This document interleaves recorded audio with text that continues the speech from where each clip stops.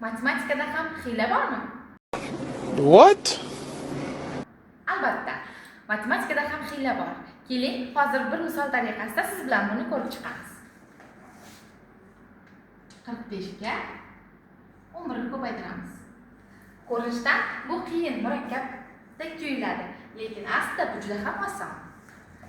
4, demak 1 ga ko'paytiramiz. 4, 5 ni ham 1 ga ko'paytirdik. 5. 4 ga 5 ni qo'shdik. 9. Qanday qilib deysizmi? Keling tekshirib ko'ramiz.